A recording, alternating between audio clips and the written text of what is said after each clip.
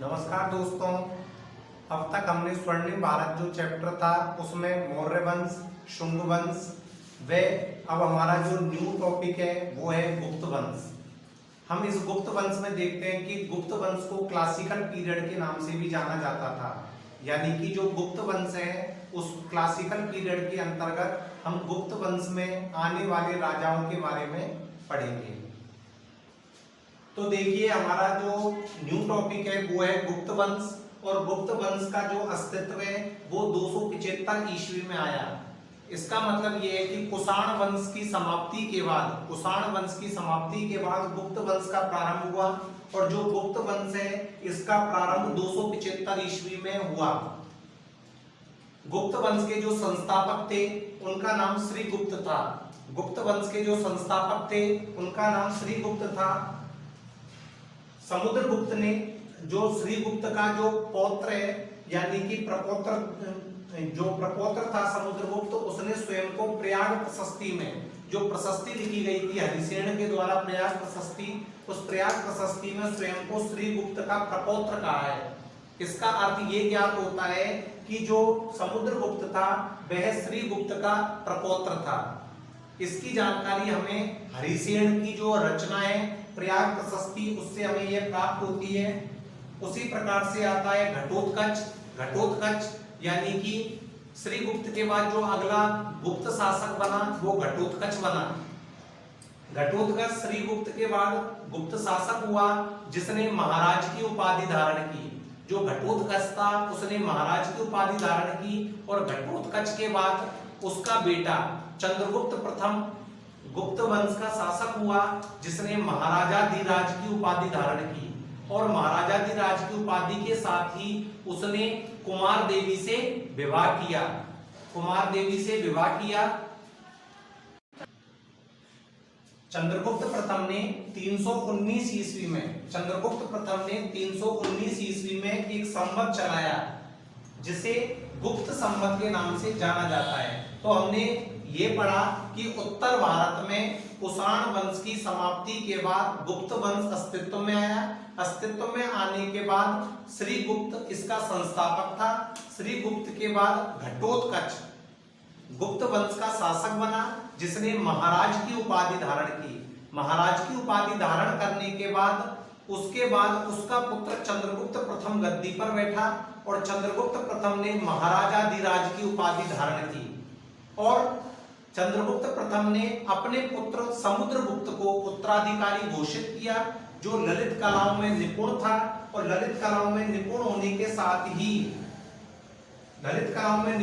के साथ ही जो उसका दरबारी कवि था हरिसेन, उसने उसकी सैनिक सफलताओं का विवरण प्रयाग प्रशस्ति में किया है।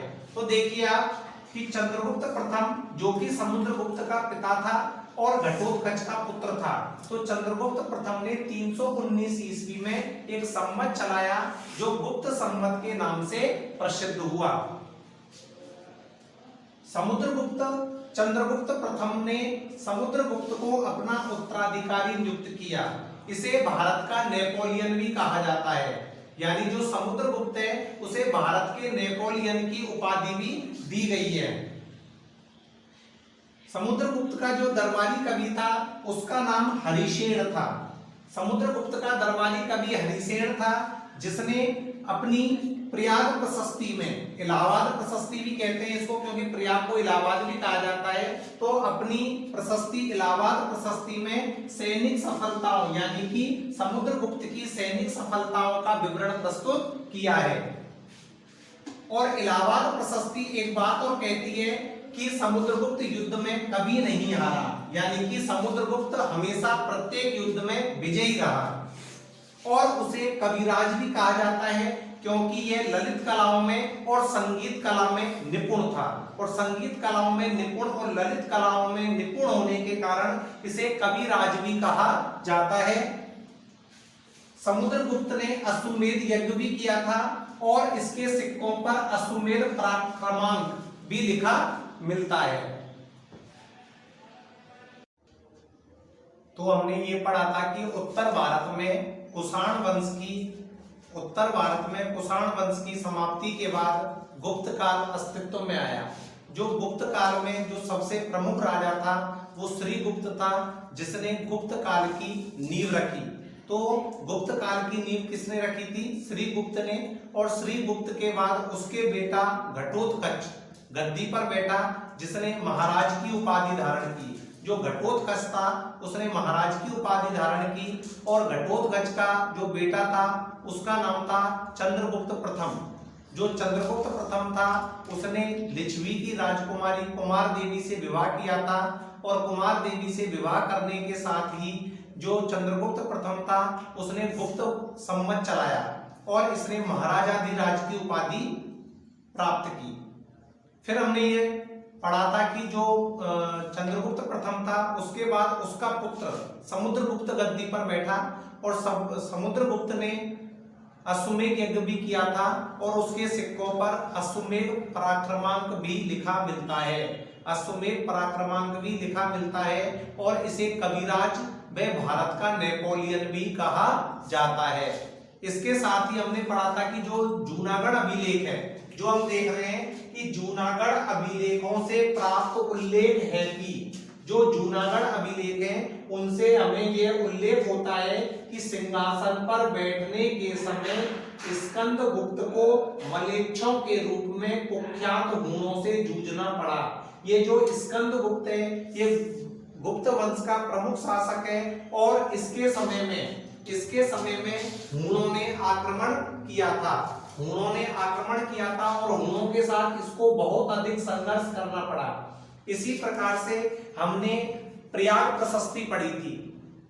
जो हमने प्रयाग प्रशस्ति पढ़ी थी उसमें हमने ये देखा था कि जो समुद्रगुप्त की जो विजय है, समुद्रगुप्त की विजयों का उल्लेख प्रयाग प्रशस्ति में किया गया है।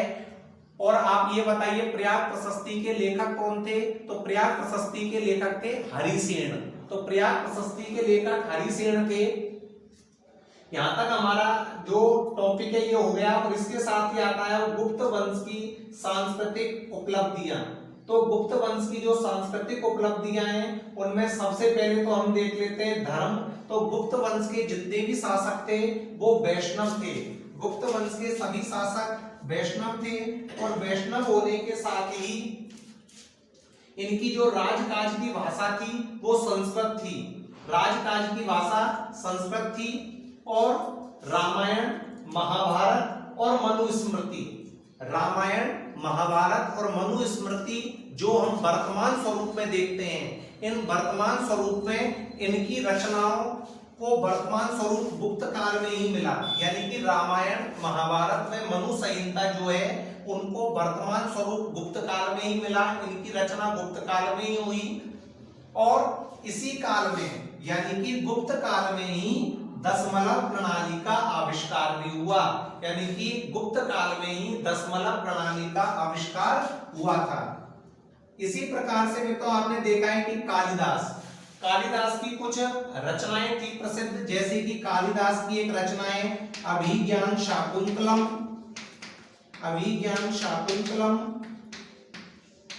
रघुवंश, ये इसकी प्रसिद्ध रचनाएं।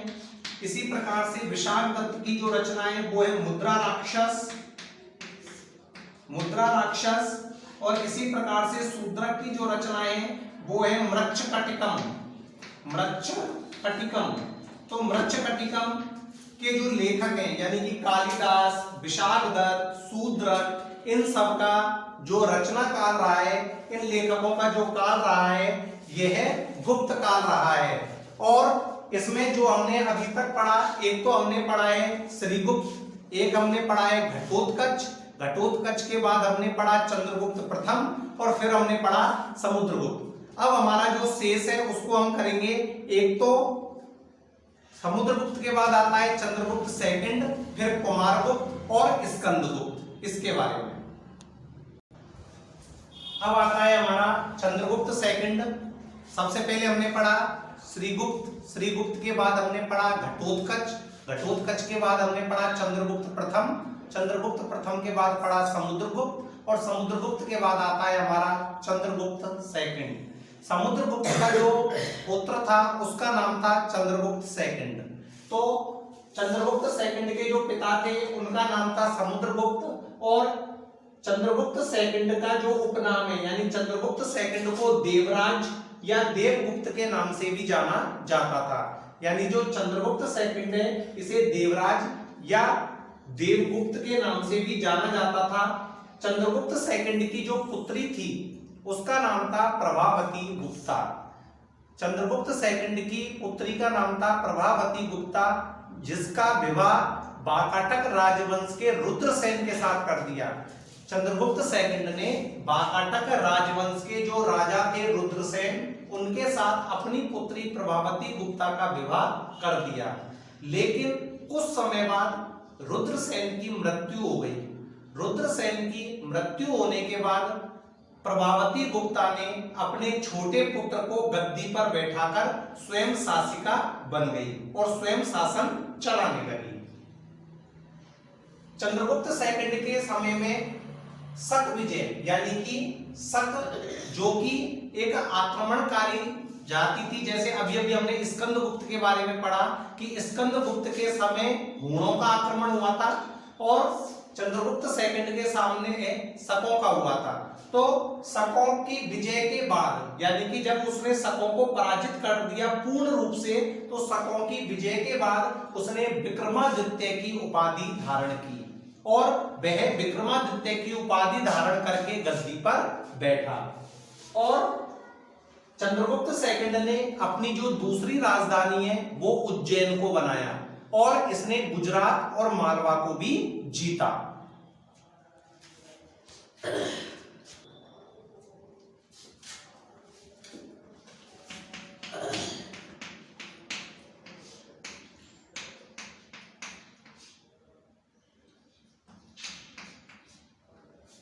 देखिए दोस्तों, इसके बाद आता है हमारा अगला टॉपिक कुमारगुप्त। जो कुमारगुप्त था वह चंद्रगुप्त सेकंड का पुत्र था। यानी कि अभी तक हमने पढ़ा कि जो चंद्रगुप्त सेकंड था वह समुद्रगुप्त का पुत्र था और जो कुमारगुप्त है वो चंद्रगुप्त सेकंड का पुत्र है। तो जो कुमारगुप्त है वह चंद्रगुप्त सेकंड का पुत्र था। और जो हमारा जो सबसे महत्वपूर्ण फैक्ट है वो है नालंदा विश्वविद्यालय। तो इसका जो सबसे महत्वपूर्ण फैक्ट है वो है कि नालंदा विश्वविद्यालय का संस्थापक इसे माना जाता है। यानी कि जो कुमारगुप्त था इसे नालंदा विश्वविद्यालय का संस्थापक भी माना जाता है। और राज्य विस्तार की हम बात करें कि कुमारगुप्त का जो शासन था वो कहां से कहां तक फैला हुआ था, तो इसका जो शासन था ये सौराष्ट्र से लेकर बंगाल तक फैला हुआ था। और आपको पता ही होगा कि जो सौराष्ट्र है वो गुजरात में है, तो सौराष्ट्र से लेकर बंगाल तक इसका राज्य विस्तार था। और जो कुमारगुप्त था उसको अपने अंतिम क्षणों में, यानी कि अपने अंतिम दिनों में पुष्यमित्र के विद्रोह का सामना करना पड़ा। तो हम एक सबसे महत्वपूर्ण फैक्ट ये देखते हैं कि जो स्कंदगुप्त था उसके समय हूणों का आक्रमण हुआ, चंद्रगुप्त सेकंड के सामने शकों का हुआ और इसी प्रकार से कुमारगुप्त के सामने हम पुष्यमित्र के विद्रोह का इसे सामना करना पड़ा। अब आता है सबसे महत्वपूर्ण और सबसे लास्ट स्कंदगुप्त। आपने अब तक पढ़ा जो श्रीगुप्त पढ़ लिया, श्रीगुप्त के बाद हमने घटोत्कच पढ़ लिया, घटोत्कच के बाद हमने चंद्रगुप्त प्रथम पढ़ लिया, चंद्रगुप्त प्रथम के बाद हमने समुद्रगुप्त पढ़ा, समुद्रगुप्त के बाद हमने चंद्रगुप्त सेकंड पढ़ा, चंद्रगुप्त सेकंड के बाद हमने कुमारगुप्त पढ़ा और अब कुमारगुप्त के बाद आता है स्कंदगुप्त। तो स्कंदगुप्त के बारे में ये है कि कुमारगुप्त का ज्येष्ठ पुत्र, कुमारगुप्त का ज्येष्ठ पुत्र नहीं होने के बावजूद स्कंदगुप्त गद्दी पर बैठा, यानी कि गुप्त वंश की गद्दी पर बैठा। इसका जो हम सेकंड फैक्ट्स देखते हैं तो इसका सेकंड फैक्ट्स ये होगा कि स्कंदगुप्त के समय में सुदर्शन झील, जो आपको ध्यान हो तो हमने पिछले वीडियो में ये पढ़ा था कि जो सुदर्शन झील है इसका निर्माण मौर्य काल में हुआ था। तो जो सुदर्शन झील है, तो सुदर्शन झील का जीर्णोद्धार इसी के समय में हुआ, इसी के समय में हुआ, जीर्णोद्धार इसी के समय में हुआ। और तीसरा जो हम फैक्ट पढ़ते हैं वो ये पढ़ते हैं कि जो स्कंदगुप्त है इसके समय में हूणों से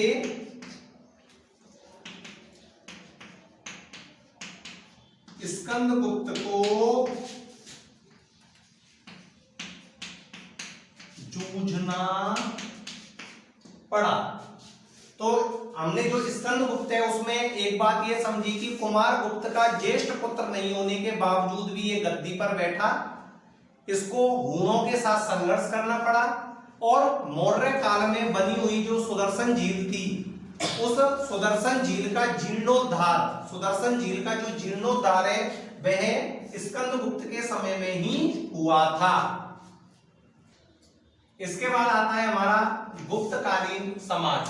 तो जो गुप्तकालीन समाज है इसमें हम देखते हैं, जैसे पहला है हमारा समाज 4 वर्णों में विभक्त, समाज 4 वर्णों में विभक्त। अब आपको पता है कि जो सर्वोच्च स्थान प्राप्त था वो ब्राह्मणों को प्राप्त था, सर्वोच्च स्थान, सर्वोच्च स्थान ब्राह्मणों को, सर्वोच्च स्थान ब्राह्मणों को प्राप्त। अब जो ये 4 वर्ण थे इनके कार्यों का भी उल्लेख किया गया है, जैसे कि सबसे पहले आता है ब्राह्मण। ब्राह्मण का क्या कार्य होता था? तो ब्राह्मण आपको पता है ब्राह्मण का कार्य होता था सबसे पहले तो अध्ययन करना, पहले तो पढ़ना, पढ़ने के बाद पढ़ाना, अध्यापन करना। और क्या काम करते थे? ब्राह्मण यज्ञ करते थे और दान देते थे। ये इनके 4 कार्य थे। ब्राह्मणों के सिर्फ 4 ही कार्य होते थे, अध्ययन, अध्यापन, यज्ञ और दान। तो अध्ययन, अध्यापन, यज्ञ और दान। इसके बाद आता था क्षत्रिय। अब देखिए क्षत्रिय क्या करते थे, आपको पता है क्षत्रिय का काम होता था शासन को संभालना। तो इनका मुख्य कार्य होता था राष्ट्र की रक्षा करना, राष्ट्र की रक्षा करना। इसके बाद आते थे बच्चों वैश्य। जो वैश्य थे वो क्या काम करते थे? वैश्यों का मुख्य कार्य होता था व्यापार व वाणिज्य, व्यापार व वाणिज्य। और सबसे अंतिम नंबर आता था वो आता था शूद्र, जिनका कार्य होता था सेवा करना। तो सबसे पहले आते हैं ब्राह्मण, जिनका मुख्य कार्य था अध्ययन, अध्यापन, यज्ञ और दान।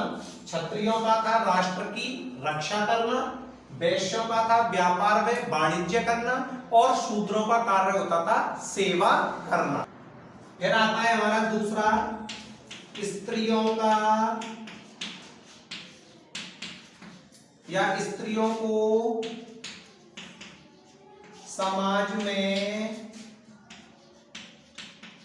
महत्वपूर्ण स्थान प्राप्त। अब इसके साथ ही क्या होता था कि स्त्रियों को समाज में महत्वपूर्ण स्थान प्राप्त था गुप्त काल में, और विशेष अवसरों पर, विशेष अवसरों पर पति के साथ